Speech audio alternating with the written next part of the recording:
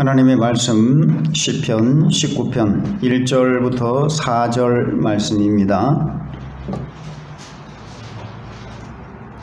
같이 한번 봉독하도록 하겠습니다.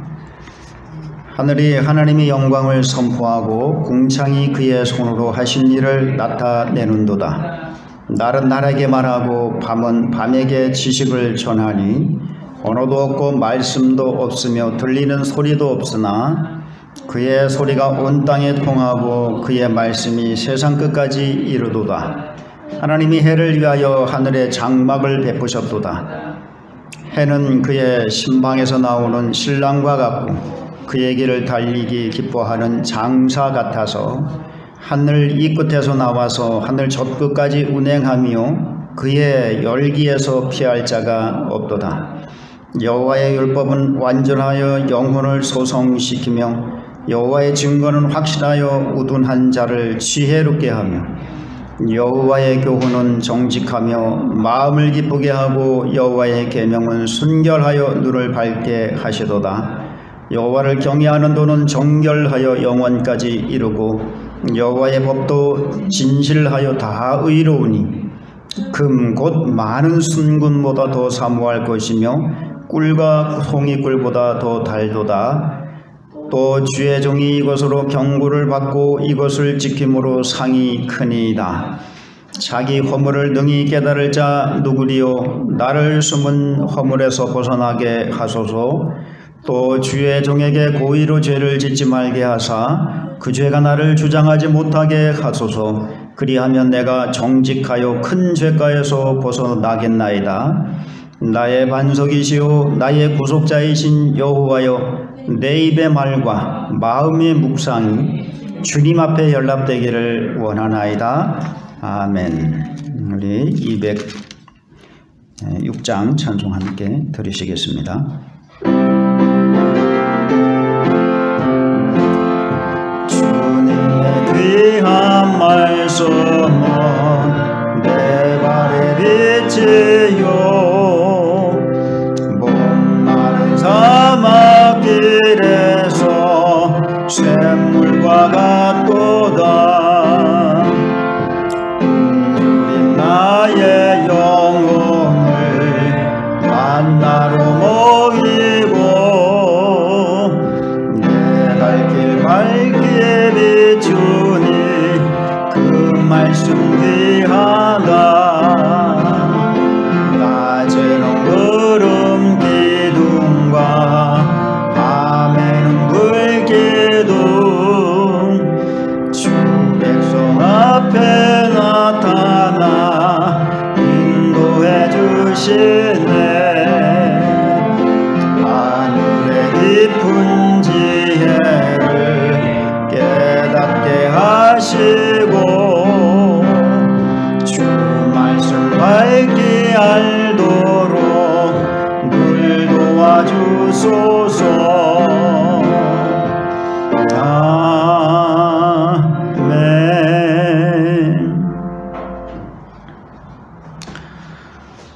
초신자 때 처음 하나님에 대한 느낌이 있었어요. 초신자 때 하나님에 대한 느낌은 일단은 멀리 계신 것 같았어요. 살아계시고 역사하시는 거는 틀림이 없는데 멀리 계신다. 설마 나 같은 사람의 기도도 들어주고 나 같은 사람의 이런 민원도 해결해 주실 수 있을까? 해결해 주실까? 그렇게 좀 멀리 계신 것처럼 느껴졌어요. 그래서 기도를 하더라도 그냥 좀 소리를 지르면서 기도를 해야 뭔가 기도를 한 것 같고 하나님이 들으셨을 것이다 라는 그런 생각을 가졌어요.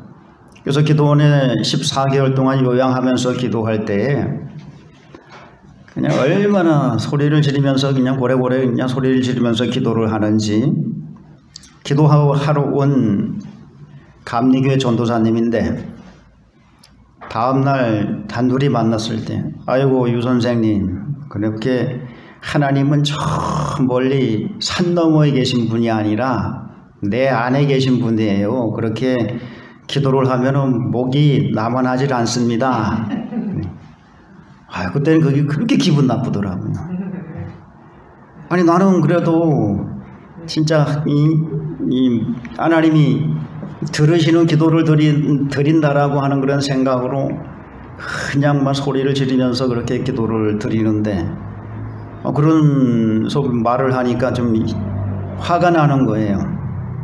근데 이제 나중에 조금 이제 언제부터인지는 모르겠어요. 언제부터인지는 모르겠는데 하나님이 나의 작은 일에도 관심을 가져주시고 도움을 주시는구나 라고 하는 것이 느껴지기 시작을 해요.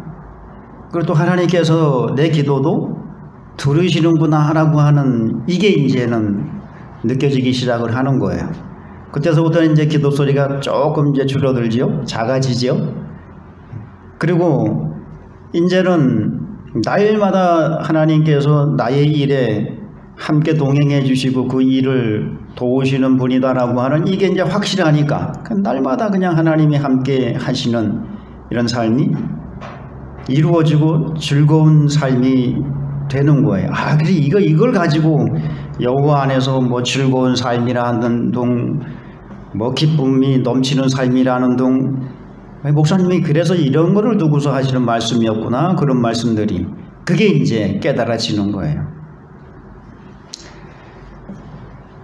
그러면서 이제는 무엇을 봐도 하나님의 손길이 느껴지기 시작을 하고 하나님의 숨결이 들리기 시작을 해요.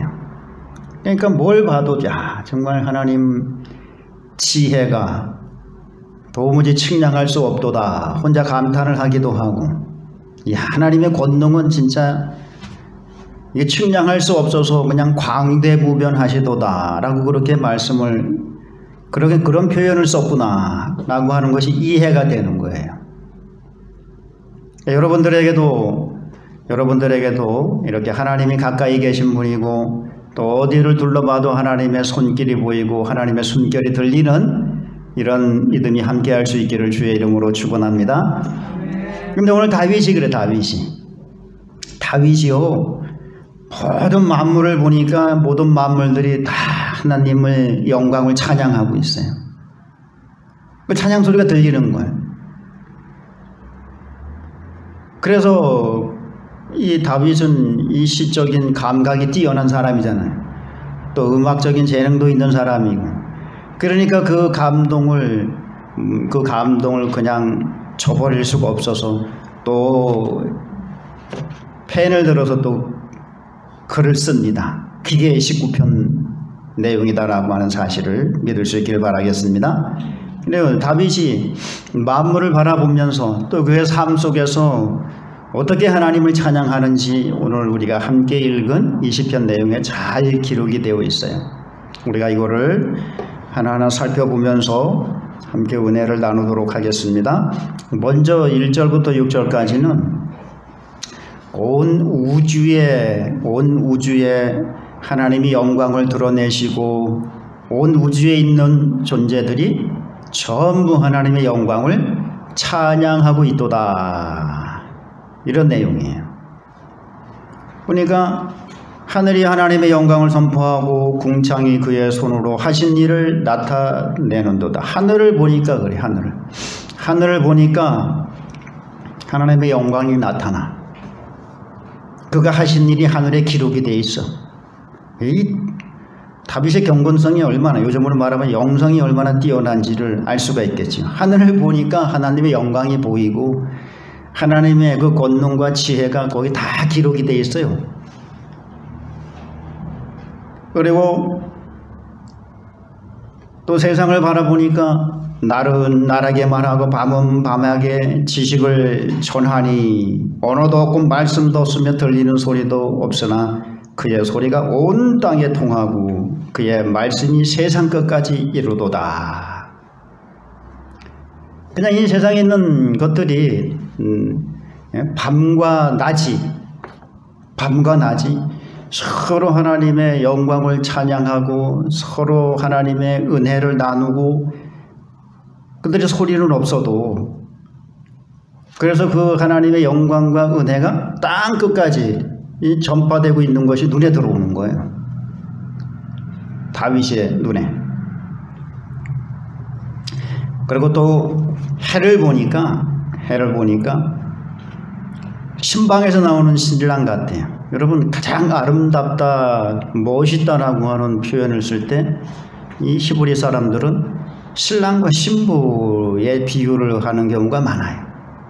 그러니까 하나님이 요거는 하늘을 대상으로 이렇게 보니까 하늘에 많은 그 광명체들이 있는데 그 중에서 가장 으뜸이 되는 게 뭔가 하면은 해라는 거지. 해.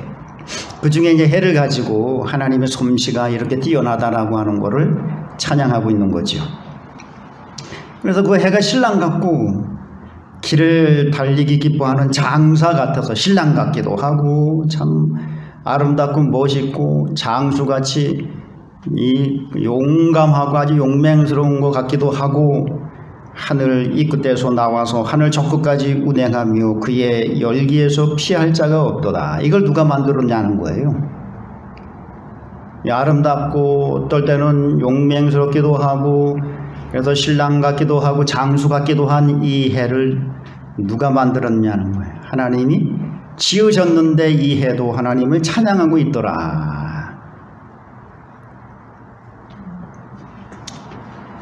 하늘과 땅에 그냥 가득한 하나님의 영광과 지혜와 권능이 보이고 그 손으로 지음받은 모든 것들은 전부 하나님의 영광과 권능과 지혜를 찬양하고 있더라. 이 다윗의 눈에 이게 들어오는 거예요.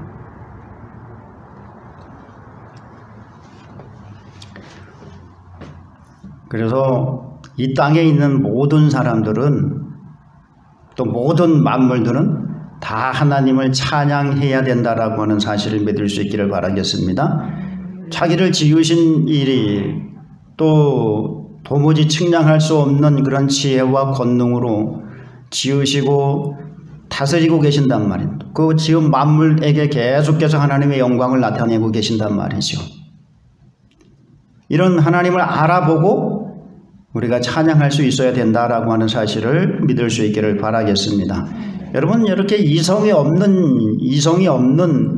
이 만물들도 하나님을 찬양을 해요. 이성이 없는 사물들도.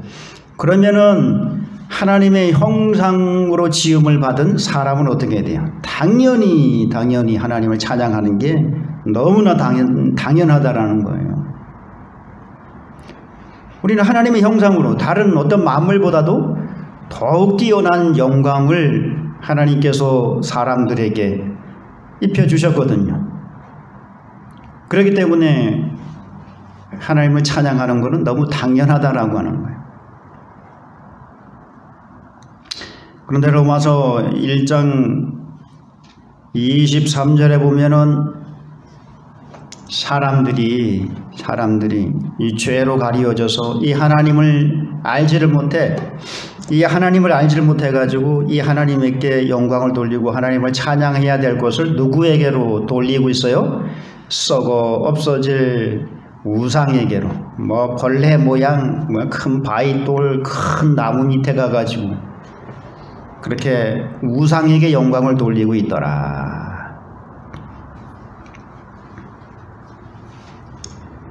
그러나 여러분, 성도들은 이제 누가 이 세상을 지었고 또 누가 우리를 돌보고 계시는지 이거를 알기 때문에 우리의 모든 삶을 다하여 여호와를 찬양하는 우리의 삶이 될 수 있기를 주의 이름으로 축원합니다. 여러분, 깨어있는 사람들은, 그런 경건성이 뛰어난 사람들은요,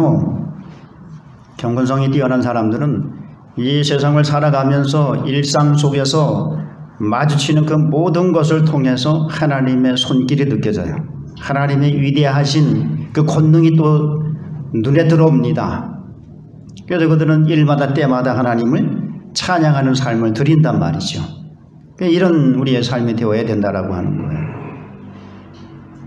이스라엘 백성 중에서 가장 경건성이 뛰어나다라고 자랑을 하는 사람들이 있었어요. 누구예요? 바리새인과 서기관, 대제사장, 이런 그룹들이었단 말이죠. 그런데 이런 사람들이 하나님을 찬양을 하지 못해. 한 번은 예수님께서 성전에 들어가가지고 성전을 정화시키는 그런 일을 하십니다. 성전에 더러운 것들이 많이 들어와 있어요. 뭐가 들어와 있어요?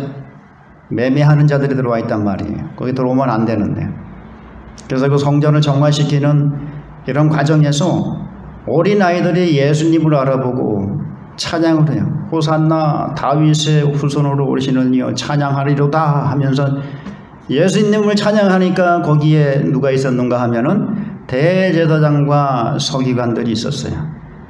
야 이런더라 시끄럽다 떠들지 말아라. 그리고 예수님에게 요청을 합니다. 저놈들에게 명령을 해가지고 당신에게 저런 노래를 부르지 못하게 좀 해주시오. 좀 해주시오 그랬더니 예수님께서 뭐라 그러는가 하면 하나님께서 어린아이와 젖먹이의 입술을 통해서 대적들을 부끄럽게 하신다라고 하는 시편 말씀을 인용해서 오히려 대제사장들과 서기관들을 꾸짖으셨어요. 아니 어린아이들도 찬양을 하는데 여호와를 찬양을 하고 여호와의 보내신 이를 찬양하고 여호와의 길은 무엇인 자를 찬양하는데 어찌하여 가장 경건성이 뛰어나다라고 하는 너희들은 찬양을 할 줄 모르냐라고 오히려 그들을 책망하셨어요. 이거 조심해야 돼요. 여러분 이 초신자들이 은혜를 받으면 이분들이 그냥 시도 때도 없이 하나님을 찬양하고 시도 때도 없이 그냥 하나님 앞에 예배드리고 싶고 그냥 뭐 성경 말씀을 듣고 싶기도 하고 성경 공부를 하고 싶기도 하고 그래서 엄청난 열정을 보입니다. 근데 반면에 오래된 이런 성도들은 보면은 냉랭하게 식어져 가지고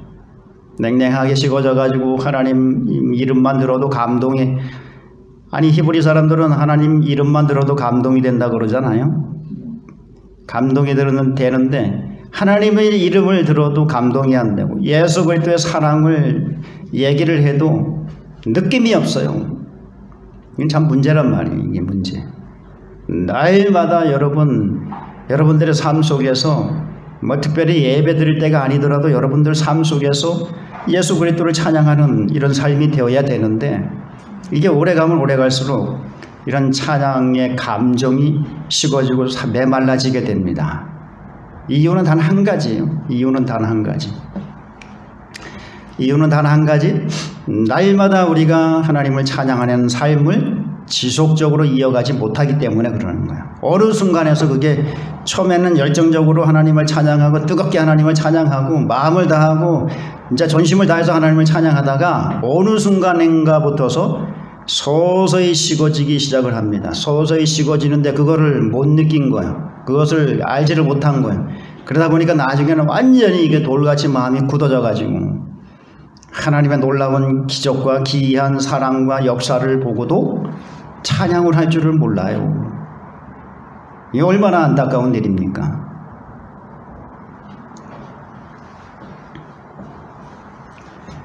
그래서 여러분들은 일상 속에서 조그마한 일에도 하나님이 여러분들과 함께 동행하시고 도우시는 이런 것들을 발견하면서 늘 하나님을 찬양하는 삶을 드릴 수 있기를 주의 이름으로 축원합니다.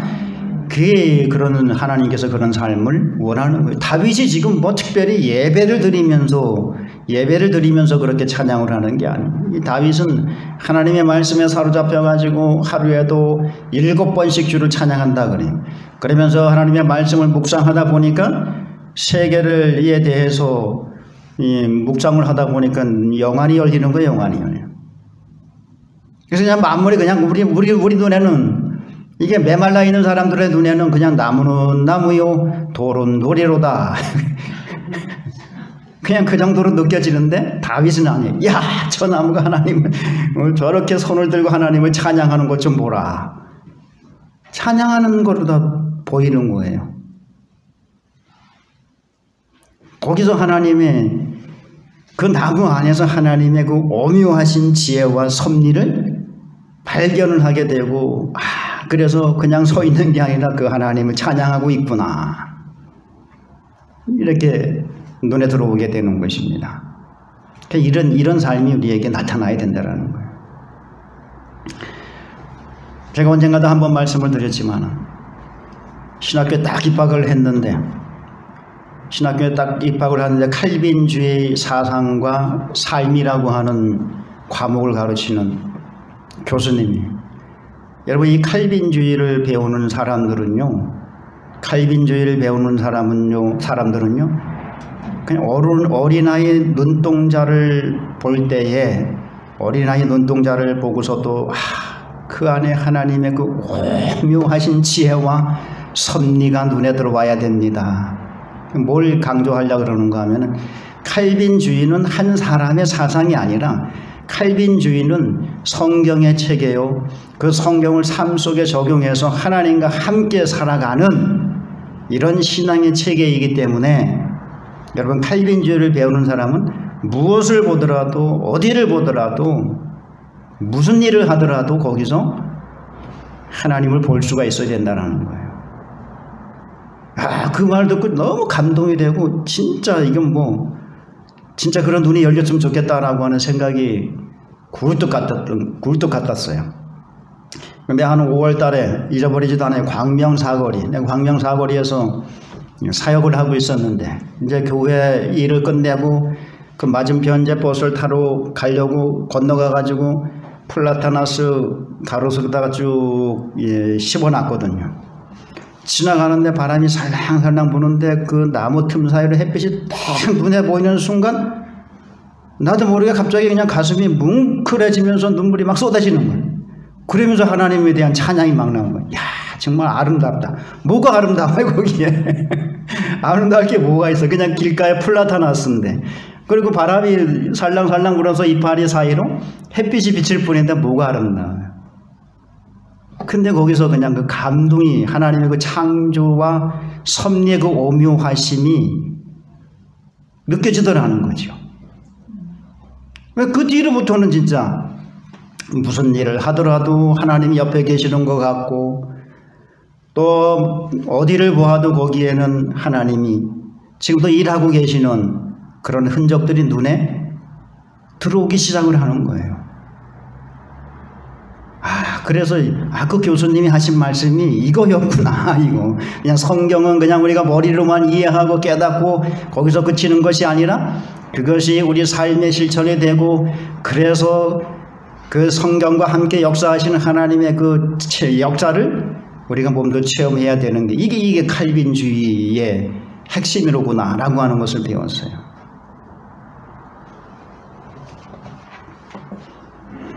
여러분들 삶 속에서도 온 우주에 가득한 하나님의 영광과 섭리를 여러분들이 날마다 여러분들이 깨달을 수 있는 그런 삶이 될 수 있기를 주의 이름으로 축원합니다. 근데 요즘 사람들은 참 메말라 있어요. 메말라. 정서적으로 너무 메말라 있고 왜 그런지 모르겠어요. 여러 가지 원인이 있겠죠. 분석돼 보면. 어쨌든 이 시대의 사람들의 특징이 좀 정서적으로 상당히 좀 메말라 있고 피폐해져 있다라고 하는 건 사실이에요. 그러나 이런 세상에 살다 보니까, 성도들도 이런 세상에 살다 보니까 도무지 이가 감흥이 일어나질 않아요. 그래서 찬양을 부를 때는 이 곡조가 있고 또 이게 악기가 있고 그러니까 조금 좀 하나님을 찬양할 수 있는 그런 마음이 생기긴 생기는데, 찬양이 끝나고 또 집에 돌아가면은 그냥 메말라 있어요. 메말. 오늘 저 화분을 들여놓으려고 나갔더니만은 쭉 쳐져 있어요. 다른 때 같으면은 그 여름에는 뜨거울 때는 매일 아침마다 가서 물을 줬거든요. 날씨가 선선해지니까 이제 물을 안 줘도 되겠다 생각을 해가지고 일주일 내내 물을 안 줬어요. 물을 안 줬더니 쭉 쳐져가지고 이래가지고 있는 거예요.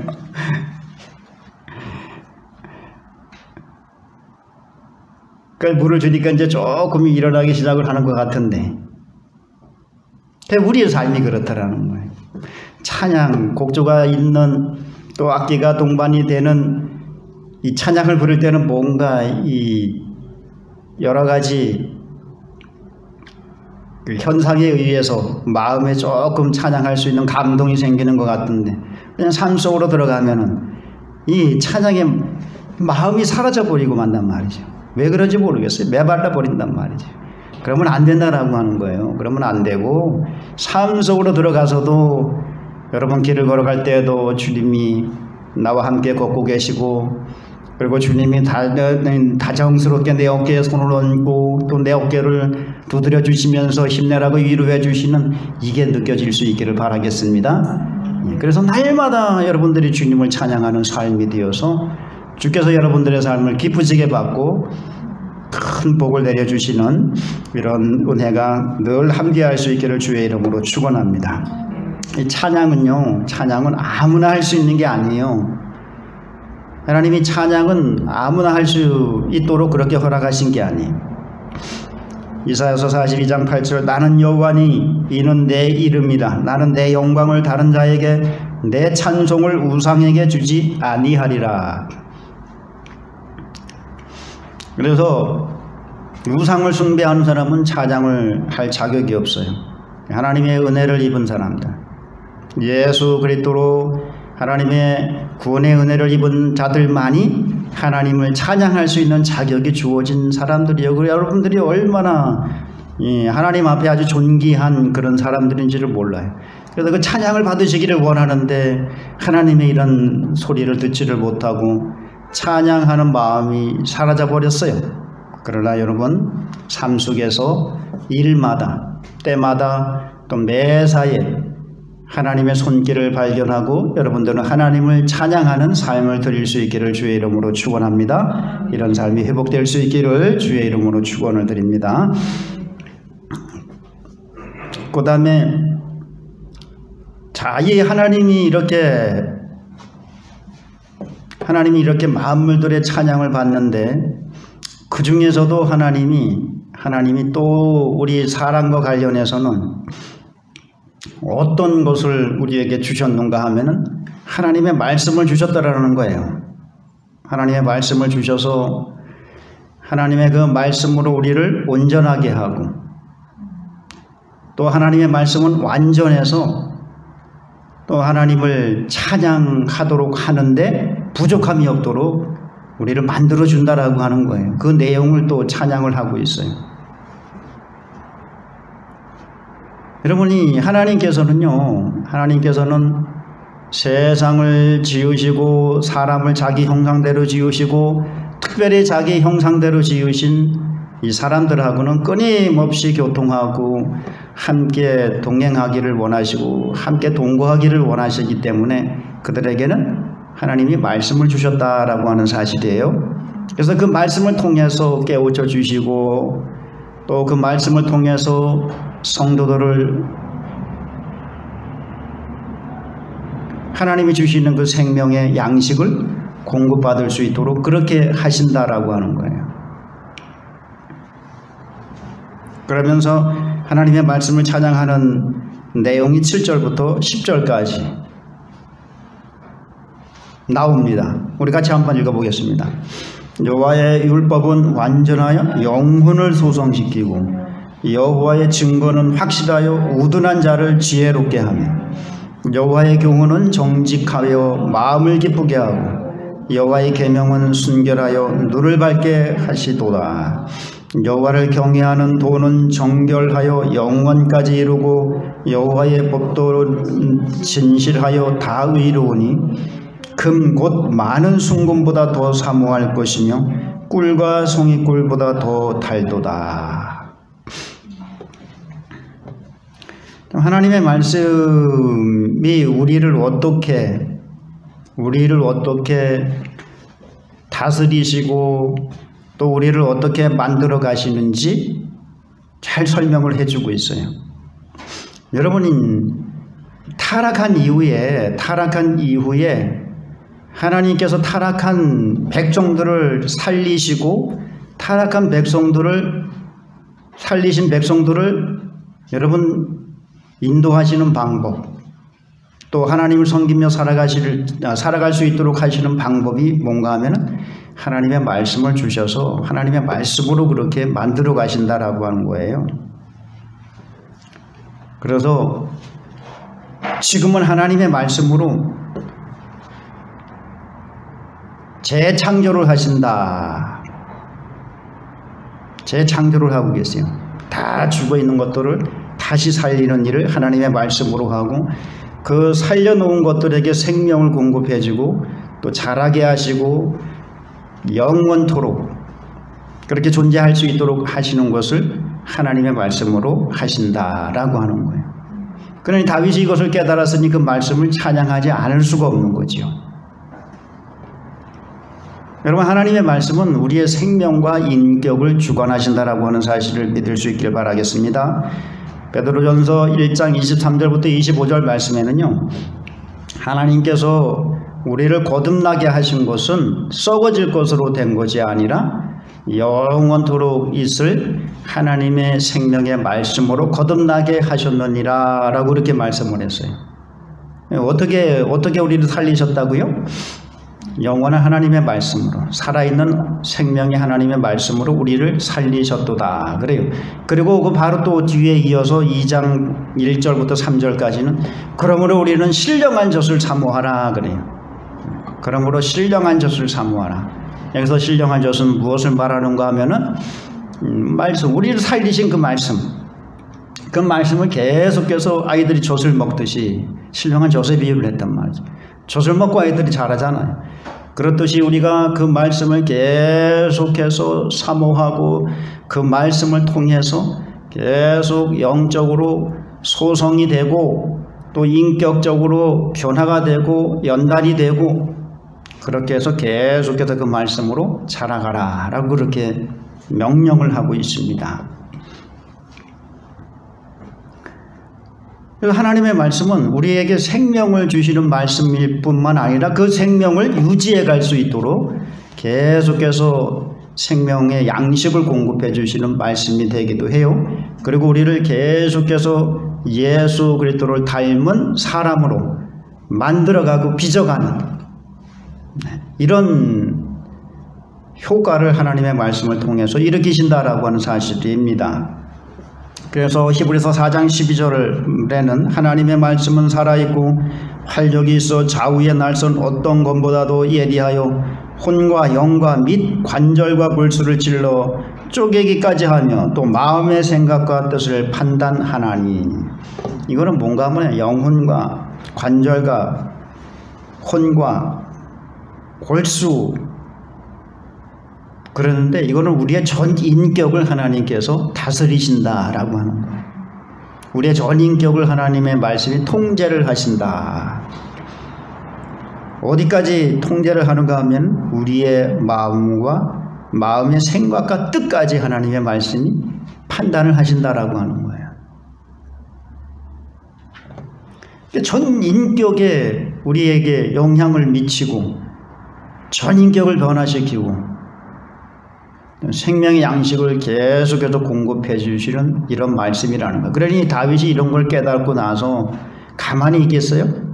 그 하나님의 말씀의 위대하심을 또 찬양할 수밖에 없는 거예요. 그래서 뭐 율법이라 그랬다가 증거라 그랬다가 교훈이라 그랬다가 뭐 계명, 도, 이게 전부 다 하나님의 말씀을 이야기하는 것이거든요. 다 하나님의 말씀을 표현하는데 그 동의어를 사용해 가지고 이렇게 하나님의 말씀의 위대하심을 나타내 보이시는 거예요. 영혼을 소성시키고 또 하나님의 말씀은 확실해서 둔한 자를, 우둔한 자를 지혜롭게 하시고 정직하여 마음을 기쁘게 하고 순결하여 눈을 밝게 하고 여호와의 도는 정결하여 영원까지 이루고 여호와의 법도 진실하여 다 의로우니 금 곧 많은 순금보다 더 사모할 것은 하나님의 말씀이다 그래. 다른 어떤 거, 그러니 하나님의 말씀이 이렇게 위대하시니 다른 어떤 것보다도 하나님의 말씀을 사모하라 권면을 하고 있습니다. 이렇게 우리 생명을 살리실 뿐만 아니라 생명의 양식도 공급해 주시고 전 인격을 또 다스려 주시고 또 성숙하게 하고 강하게 하시고 또 하나님의 사람으로서 바르게 하고 의롭게 하고 책망과 교훈과 그 모든 것들을 유익하게 하고 온전하게 하는 하나님의 말씀을 여러분들이 찬양할 수 있길 바라겠습니다. 사모할 수 있기를 바라겠습니다. 요즘은 이제 코로나 때문에 교회가 좀 잠잠하지요. 코로나 이전 80년대에서부터 코로나 이전 요 사이 80년대부터 한 3, 40년 동안의 교회를 보면요, 교회가 참 요란했었어요. 교회가 참 복잡하고 참 어떻게 보면 조잡스럽기도 하고, 교회에서 뭐 저렇게 많은 거를 다 할 필요가 있나, 뭐 어떻게 보면은 문화센터 같기도 하고, 어떻게 보면은 뭐 무슨 그냥 공연장 같기도 하고. 근데 코로나로 인해서 아무것도 지금 할 수가 없어요. 아무것도. 그래서 저는 속으로 쾌재를 부릅니다. 참 잘됐다. 교회는 단순해야 돼요. 하나님의 말씀과 기도와 하나님의 은혜의 방편으로 주신 성례를 사용해서 은혜를 끼치고, 그래서 힘을 얻고 나가서 복음을 전파하는, 간단하게 이것만 하면 돼. 이것만 하면 된단 말이에요. 그럼 거기에 하나님의 은혜가 임하고 능력이 임하고 역사가 임하는데, 엄청난 프로그램들이 들어오고 뭐 축제가 들어오고 뭐 하나님, 여러분, 그런 것들이 약간의 유익은 있어요. 사람들의 마음을 고조시키고 뭐 선동을 하고 하는 이런 데는 효과가 있어요. 그러나 그 이상도 그 이하도 아니다라고 하는 사실을 여러분들이 아셔야 됩니다. 우리 영혼의 생명과 직결되는 것은 오로지 하나님의 말씀밖에 없다라는 거예요. 하나님께서 그 말씀으로 생명을 주시고 생명의 양식을 공급해 주시고, 하나님이 그 말씀으로 선교의 동력을 만들어 주시기도 하고, 그 말씀을 통해 성령이 역사하셔서 전파되고 사람을 살리고 하는, 이거를 우리가 잡아야 되는데 너무 교회를 복잡하게 만들어 놓은 것 같아요. 제 생각엔 그래요. 그래서 늘 하는 말이, 저런 것들이 없어졌으면 좋겠다. 그래서 원래 하나님께서 디자인하셨던, 계획하셨던 그런 교회의 모습으로 다시 돌아가 보면 좋겠다. 그런데 내가 봤을 때는 너무 교회들이 거기에 빠져 있기 때문에 교회 스스로는 본질로 돌아가고 원래의 모습을 찾아가는 이 일을 할 수 없을 것 같다. 늘 그 생각을 하면서 한편으로는 힘이 좀 소망을 저버리는 그런 상황까지 이르게 되었었어요.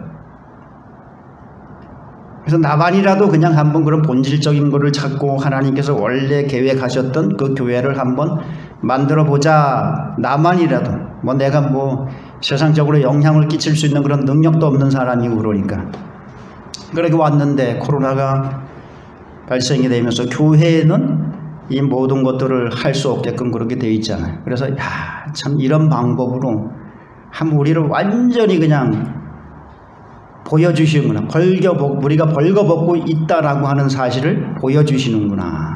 우리는 이런 것들을 막 하고 그러니까 우리 교회가 엄청 능력이 있고 우리 교회가 엄청나게 영적 생명으로 가득하다라고 그렇게 자부하고 있었단 말이죠. 근데 이 일이 딱 터지고 나니까 뭐예요? 옛날처럼 교회에 출석했던 성도들이 다 나올 수 있을까를 걱정하는 이런 상태가 돼버린 거예요.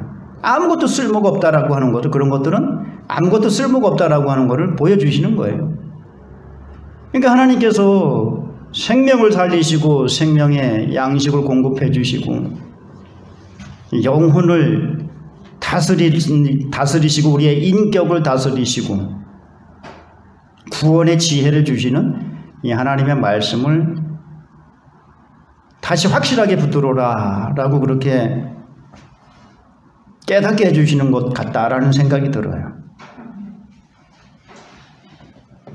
그래서 제 개인적으로는 참 안타깝지만 아프고 참 슬픔도 있지만 그래도 앞으로 교회의 미래를 생각해 보면은 오히려 이걸로 인해서 이제 하나님의 말씀으로 돌아가게 되고 또 하나님이 기뻐하시는 것이 무엇인지를 다시 한번 우리가 생각을 하고 그래서 올바른 이런 길을 갈 수 있게 될 것 같다라고 하는 그런 또 소망을 가져봅니다.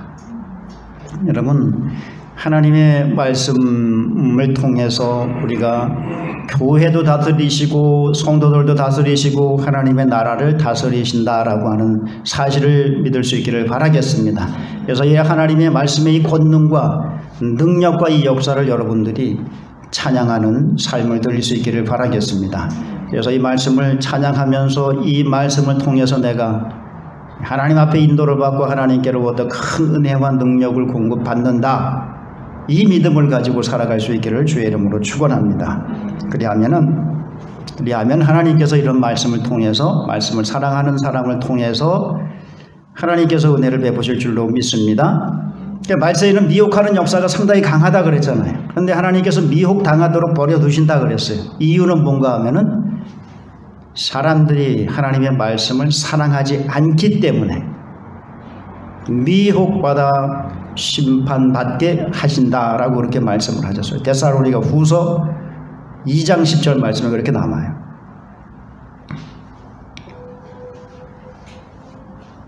그래서 우리의 영혼을 살리시고 그 영혼의 생명을 공급해 주시고 우리의 모든 인격을 통제하시고 우리의 삶을 통제하시고 하나님의 나라를 통제하시는 수단으로 사용하시는 이 위대한 하나님의 말씀을 여러분들이 찬양하는, 그리고 순종하는 하나님의 백성들이 다 될 수 있기를 주의 이름으로 축원합니다. 그리고 이제 이렇게 말씀을 찬양하고 나서 무슨 결심을 하는가 하면은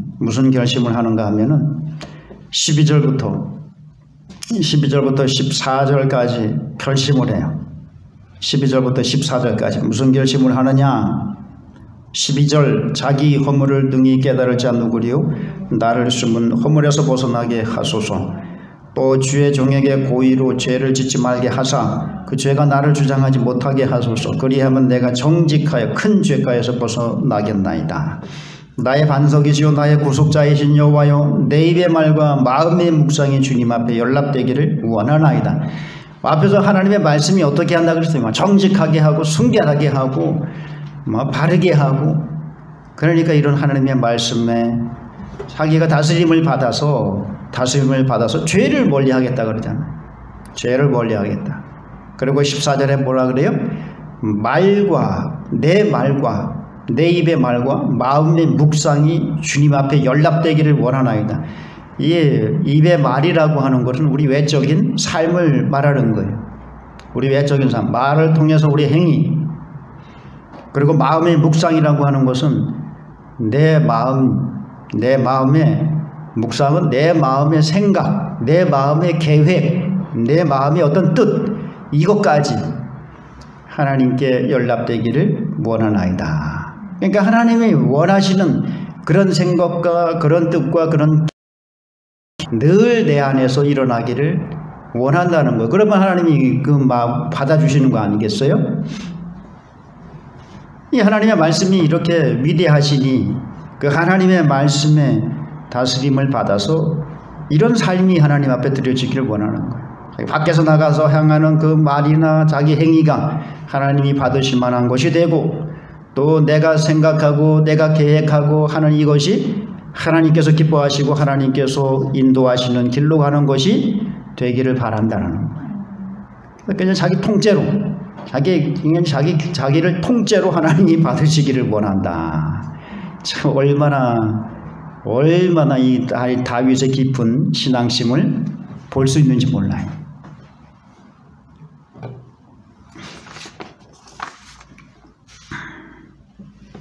그래서 여러분들이 날마다 주의 말씀에 다스림을 받고, 그래서 여러분들의 삶이, 여러분들의 말과 입의 말과 여러분들의 마음의 묵상이 하나님이 받으실 만한 것이 될 수 있기를 주의 이름으로 축원합니다.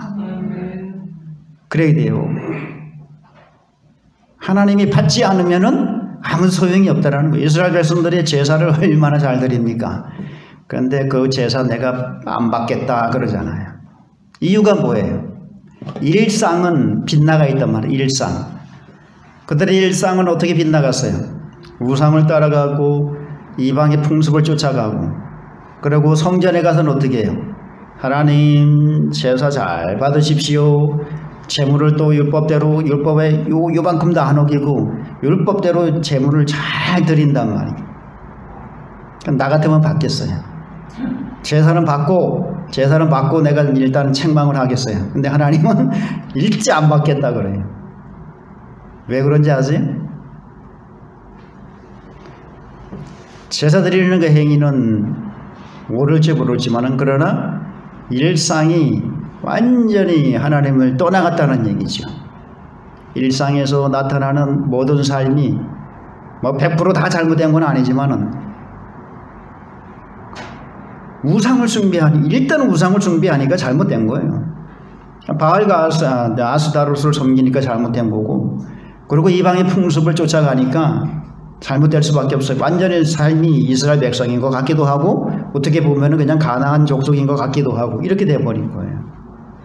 그러니까 그들의 말과 입의 말과 그들의 마음의 묵상이 하나님께 연락이 됐어요? 안 됐어요? 안 된 거예요. 이런 우리 일상의 삶이 온전하게 하나님 앞에 드려지면서 예배를 드리면 하나님이 참 기쁘게 받으시는데, 우리 일상의 삶은 우리 입의 말과 우리 마음의 묵상은 하나님하고 전혀 상관이 없어. 그런 상태에서 주일날 나와가지고 거룩하게 예배를 드린다, 하나님이 안 받으신다라고 하는 사실을 여러분들이 기억할 수 있기를 바라겠습니다.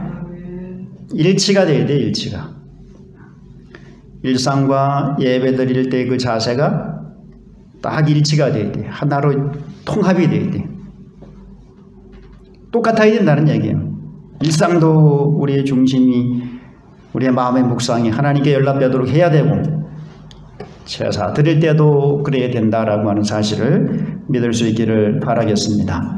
요거를 신약적으로 어떻게 표현했는가 하면 로마서 12장 1절에 그러므로 형제들아, 내가 하나님의 모든 자비하심으로 너희를 권하노니 너희 몸을 하나님이 기뻐하시는 거룩한 산 제물로 드리라. 이는 너희가 드릴 영적 예배니라. 여기서도 뭐라 그래요? 너희 몸을 하나님이 기뻐하시는 거룩한 산 제물로 드리라. 하나님이 받으실 만한 삶을 드리라는 거지요. 그러니까 영적으로 보면은 제사 때에 하나님이 제물을 받으시듯이, 영적으로 보면은 하나님이 날마다 우리의 삶을 우리는 드리는 거고 하나님은 받으신단 말이에요. 그러면 하나님이 어떤 삶을 받으시겠어요? 그냥 거룩한 삶을 받으시는 거예요. 그러니까 나는 거룩한 삶을 드리지도 못하면서 하나님 내 삶을 받아주십시오, 어거지로 그러면 하나님이 역겨워하신단 말이죠. 그러니까 오늘 14절 말씀이 12장 1절 말씀하고 같은 맥락이라는 거예요.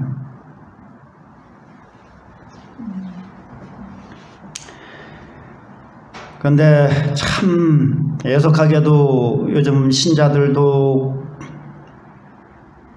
신앙이 상당히 좀 변질이 되어가지고 입의 말과 마음의 묵상이 주님께 연락되는 이런 삶이 잘 드려지질 않아요. 너는 칼럼 1, 2번을 보면은 내가 누워서 내 얼굴에 침 뱉기 격인데,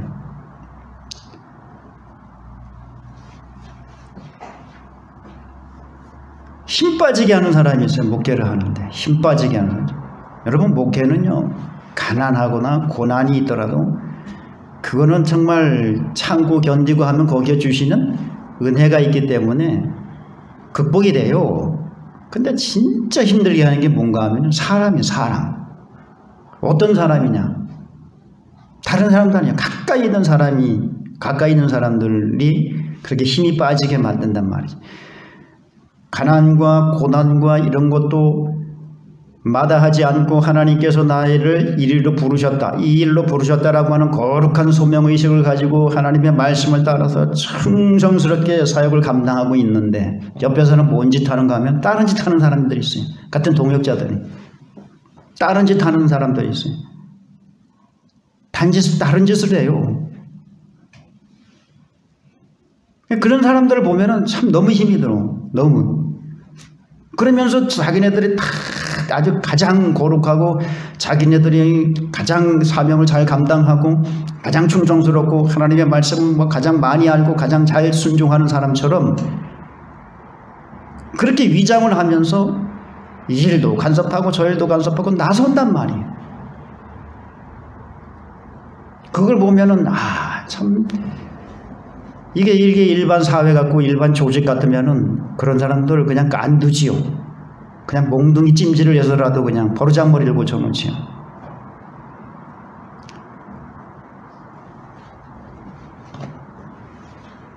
근데 이게 목사가 또 그런 걸 보고서 거기에 분노하고 몽둥이를 들었다 그러면은 야, 저 목사님 깡패 목사래. 깡패 목사. 겁이 나서 오지를 못하잖아요. 그리고 이게 또 덕이 안 된단 말이죠. 또 목사의 목회 윤리상 이거 있을 수 없는 일이란 말이에요. 못하는 거예요. 그러니까 그냥 하나님께만 맡겨두는데 이런 사람들이 너무 득세를 한단 말이에요. 요즘 목회 현장에 이게 점점 더 심화되어 간단 말이죠. 그걸 보는 게 더 힘들어요. 차라리 이단이나 이런 것들은 완전히 잘못됐기 때문에 그냥 뭐 그러려니 하는데 이거는 선을 가장하고 하는 짓은 사탄이 하는 그런 짓을 하니까 너무 화가 나는 거예요. 그 사람들을 보는 게 너무 힘들어. 너무 고통스러워요. 이게 뭔가 하면은 그들이 오늘 다윗이 고백하는 것처럼 하나님의 말씀은 이렇게 정결해서 순결하게 하고 지혜롭게 하고 깨끗하게 하고 정직하게 하고 그렇게 하는데 이 사람들의 입에는 하나님의 말씀을 달고 살아요. 달고 살아. 그러면서 그 말씀에 전혀 영향을 안 받고 전혀 다스림을 안 받으니까 자기 그냥 위장용으로만 사용하니까 이들이 그런 행위가 나타나는 거예요.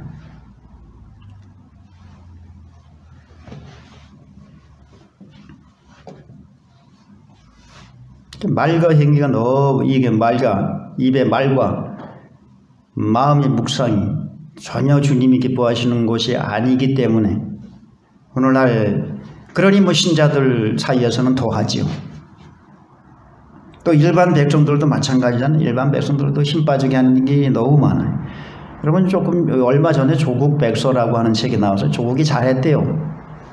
조국이 잘했는데 괜히 모함을 받아가지고 그 사람이 지금 고통을 받는다라고 그런 내용이에요. 그 내용을 보면 결론은 이거예요. 조국은 아주 뭐 특권층이라는 거죠. 뭐 초엘리트에 속하는 사람이고 그 정도에 있는 사람이라고 하면은 그런 것들은 다 한다는 거예요. 근데 왜 조국에게만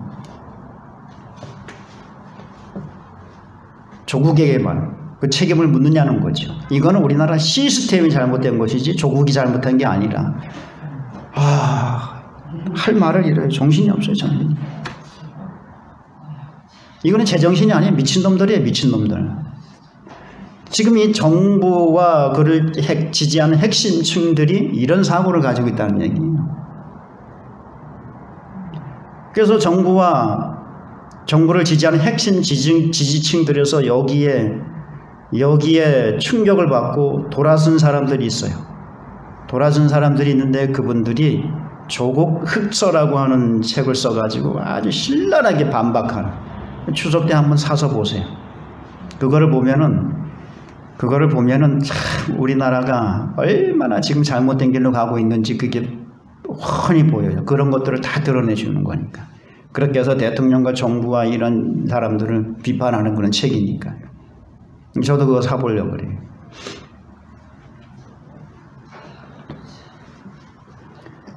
이럴 정도로 입의 말과 마음의 묵상들이, 마음의 생각들이 완전히 하나님 보시기에 그냥 완전히 빗나갔단 말이죠.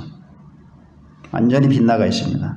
그런데 이런 세태가 교회까지 침투를 해 들어와서 교회에서도 거기에 가담하는 사람들이 뭐 한두 명이 아니라 너무 많아. 그러니 교회 안에서 그런 생각을 가지고 있으니 그들의 입의 말과 그들의 마음의 묵상이 주님이 받으시겠냐는 거예요. 한두 교회를 보면은 잘못된 게 없어요. 그러나 교회 전체적으로 보면요, 얼마나 잘못됐는지 몰라요, 지금. 뭐, 자꾸 누워서 침 뱉기 격인데 너무 힘들어요. 너무 힘들어. 앞에서 인도해 나가고 그런 걸 눈으로 보고 헤쳐나가야 될 사람의 그 입장에서는 상당히 힘든 싸움을 벌이고 있다라고 하는 거예요. 그러니까 여러분들이 기도를 참 많이 좀 해줘야 돼요. 그러나 여러분들은 하나님의 말씀을 주야로 묵상해서 여러분들의 외적인 삶이라든지 여러분들의 내적인 그 영혼의 상태, 이런 것까지도 하나님이 기쁘시게 받으시는 삶이 될 수 있기를 주의 이름으로 축원합니다. 여러분, 돼지 새끼가 왜 돼지 새끼인지 아세요? 돼지 새끼는요, 지가 먹는 거에 그 양분을 한 5, 60%밖에 흡수를 못한대. 한 50% 정도밖에 흡수를 못한대. 그러니까 그냥 계속해서 처먹고 살만 디륵디륵 찌는 거예요. 그래도 고기 질도 소고기하고 비교하면 떨어지는 거예요. 근데 소는 어떻게 하는가 하면은 되새김질을 하잖아요. 되새김질 쫙 집어넣는 다음에 씹어서 집어넣은 다음에 밤에 잘 때 앉아가지고 되새김질 하면서 자잖아요. 되새김질. 그래가지고 먹는 거에 양분을 한 80%를 흡수를 한대요. 그러니까 이제 달라지는 거예요. 뭘 말하는가 하면, 여러분, 하나님의 말씀이 완전하다 그러잖아요. 그래서 영혼을 소성시키며 우둔한 자를 지혜롭게 하며, 그러니까 여러분들이 하나님의 말씀을 주야로 묵상하라는 거예요. 묵상은 소가 되새김질을 하는 거하고 똑같은 거예요. 자꾸 똑같은 하나님의 말씀이지만 또 생각하고 나면 거기에 성령의 역사가 나타나가지고 깨달음을 주시는 거예요. 여러분들에게. 깨달음만 주시는 게 아니라 또 그대로 실천하면서 살 수 있도록 힘도 주시고, 그렇게 해서 여러분들의 입의 말과 마음의 묵상이 하나님 앞에 연락되게 된다라고 하는 사실을 믿을 수 있기를 바라겠습니다. 그래서 주야로 하나님의 말씀을 묵상하며 거기에 그 말씀을 깨닫게 해주시는 성령의 역사와 그것을 실천할 수 있도록 힘을 주시고 능력을 주시는 성령의 역사를 힘입어서 여러분들은 항상 주께서 받으시는 모든 삶이 될 수 있기를 주의 이름으로 축원합니다.